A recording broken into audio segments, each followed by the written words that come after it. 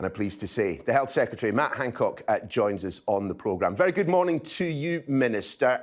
You'll no doubt have seen the front pages this morning. Several of them have something of a tone of triumphalism, which I'm sure you're going to back away from. But I'm not wrong to detect a bit of a spring in your step this morning. Well, this is promising news, but it is one step of many that we need to take to get out of this and to tackle this pandemic once and for all. So I think it is absolutely reasonable for people to see this as a step forward, but we've got to know that this is one step amongst many that we collectively need to take. And the critical thing is that for all your viewers, that we all keep our resolve on the measures that are in place now, because it still will take some time to go from this good news that the Pfizer vaccine is around 90% effective to proving its safety, being able to license it, and then the vast task which obviously we've been working on for some time of making sure that everybody in the population can get the jab. As you say, it will take some time to get out there, but can we at least give some rough idea of the timeline for all of this? Reports this morning that the NHS is on standby to start deploying this at some point in December. Does that chime with what you know? Yes, I've asked the NHS, who are supported by the armed services in this, but the NHS very much leading this effort for deploying the vaccine. I've asked them to be ready from the start of December. Of course, there are many hurdles that still need to be gone over, and we haven't seen the full safety data, and obviously that is critical, and we won't deploy a vaccine unless we can be confident in its clinical safety. But we also do need to be ready should a vaccine be licensed and get through all those hurdles and ready to roll it out. Plenty of people will be hearing that and cheering at their screens this morning. So I wonder if, as you say, that safety data stacks up. Certainly all the noises from Pfizer would appear to suggest that that's the case. How will this be rolled out? Who will be prioritised and who, frankly, won't be? Well, there's an incredibly important clinical process of deciding on the prioritisation. And the Joint Committee on Vaccinations and Immunisations, which is the legal statutory body that advises me as Health Secretary on these things, they have done some very impressive work, working with both Pfizer and AstraZeneca, who are responsible for the two leading vaccine candidates, to understand the appropriate clinical prioritisation. And I just heard you on the bulletins describing that. I thought it was very well described. It starts with the most vulnerable, who are people who live in our care homes, and of course the staff who look after them, and then NHS and social care staff, and then coming down, essentially down through the age ranges. That prioritisation is set by this clinical body, this joint committee, and we will take their advice on the best way to roll this out, to protect people, to keep people safe as soon as possible. But it will take some time. There have to be 2 doses, and then there has to be a period before somebody is effectively protected. Just one quick question then in terms of the prioritisation. I mean, you yourself have made it clear that being from a minority ethnic background is a major risk factor when it comes to contraction and significant effects from COVID-19. Why not prioritise the BAME community? Other people suggesting, teachers are essentially frontline workers as well. Should they not be prioritised? Yeah, so we've looked into these questions. The JCVI has looked into this, and the key determinant, the central determinant of the risk that COVID faces to you is your age, that has a bigger impact on your likelihood of dying from coronavirus than any other factor. And so the reason for this prioritization is to protect the most vulnerable, and of course the health and social care staff who work with those who are most vulnerable to the disease, to further protect them. That's not only the best approach clinically, it's also the best approach in terms of getting life back to normal, because the faster we can protect those who are most at risk, the easier it will be to be able to have confidence, to be able to take the steps that will allow life to get back to normal. But until that stage, it is so important that we hold our resolve and that we all follow the rules and the social distancing and the basics of hands, face, space. Indeed. And one of the reasons that we are not being, that we're being cautious this morning is that, yes, this is promising news, but there is a long way further to go, and this remains a deadly disease. I mean, there was perhaps less caution shown yesterday lunchtime when Professor Sir John Bell said that we will have life back to normal by spring. I mean, straight question, is that correct? Well, we want to get life back to normal as quickly as possible, and this is a good step. Spring?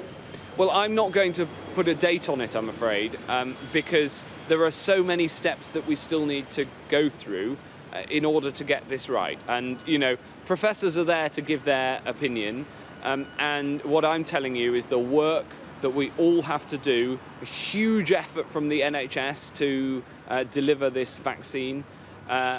Should it be licensed, still all the scientific steps that are needed so we can have confidence in its safety, and the work, of course, on the AstraZeneca and the other vaccines. So there's an awful lot to do, and in the meantime, it is crucial that people keep following the social distancing guidance. And we've always said that the strategy is we suppress the virus, protecting the economy, education and the NHS until a vaccine can make us safe. That is the government's strategy, and this is a good step forward in delivering on that strategy. We have pre-ordered 10 million doses of the Pfizer vaccine. As you say, 2 shots required for every individual. It's my understanding that these 10 million are for across the United Kingdom.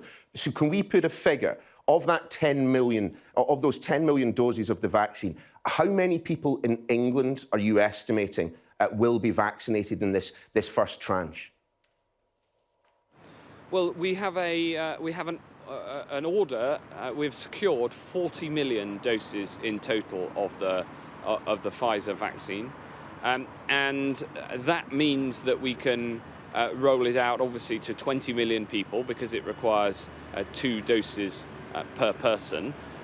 This is why we've been buying across the board, and the Vaccines Task Force have done a very good job of buying 6 different vaccines because we need to secure enough for everybody who needs one according to that clinical prioritization. And so we've secured the 40 million from Pfizer. The job of the NHS and of deployment is to be able to deploy it as quickly as they can manufacture it. Because we've talked about the science and we've talked about the deployment, but there's also the manufacture of this vaccine. These are not easy things to produce, and it's Pfizer who's doing the manufacture of this one. AstraZeneca obviously doing the manufacture of the Oxford vaccine. And so our task and the task of the NHS is to deploy it as fast as it can be made available.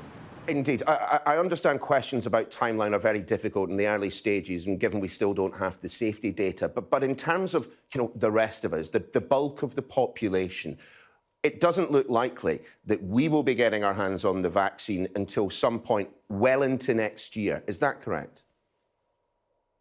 Well, we've always been clear that our central expectation for the rollout of a vaccine, should a vaccine come good, and even with this brilliant news last night, of course, we still have to see that safety data, and that we still have to be confident that it's clinically safe. Even with that news, the central expectation of the the bulk of the rollout and deployment has always been in the first part of 2021. And so this is, as I say, this is a promising step, but that is the central expectation of our timescale. If we'd got bad news, we might have had to push that back. That remains my central expectation. Just in terms of course, the other aspect of our fight back against coronavirus, the test and trace, indeed mass testing and tracing. We understand that the scheme that has been rolled out in Liverpool will be rolled out elsewhere, suggestion that it could be in Nottinghamshire. Can you confirm that, and indeed confirm whether or not universities are going to be able to be part of this mass testing scheme? Yes, the two separate questions. Yes, we're working with universities on how students safely can get home for Christmas. And I can confirm that we are rolling out the sort of mass testing that we're seeing in Liverpool, and indeed we earlier piloted in Stoke-on-Trent across 66 different local authorities.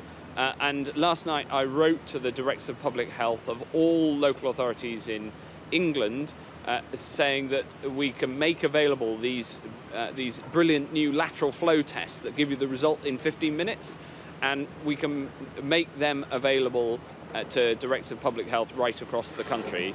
66 expressed an interest in the first instance. I'm now expecting a whole load more. If you're a Director of Public Health watching this morning and you haven't signed up for this yet, then please do let us know and we'll get you on board. And of course across the devolved nations. In fact, you asked earlier a question about the vaccine deployment. That is absolutely a UK programme. I'm working closely with my counterparts who run the NHS in the devolved nations, because obviously the NHS will be deploying this, but the UK government has bought the vaccine for the whole of the UK, and it will be rolled out fairly across the whole of the UK with the same prioritisation, no matter where you live in this country. And the same goes for mass testing, making sure we roll that out across the whole UK. Mr. Hancock, clearly there are reasons for optimism this morning, and I certainly don't want to reinforce the stereotype of the dour Scotsman, but there perhaps is a need to express a note of caution in all of this. You've already mentioned the problems when it comes to manufacturing the Pfizer vaccine. There are issues around the storage of it. It needs to be kept at temperatures of -70 degrees Celsius, which, care homes probably won't have. Kate Bingham, of course, chairman of the Vaccine Task Force, told a select committee last week, we have to find better vaccine formats than the Pfizer vaccine. You've been saying it all the way through the interview, but I just want you to be absolutely clear. The Pfizer vaccine is not the end of all this, is it? No, absolutely not. You've described some of the enormous complexity of the deployment of this vaccine.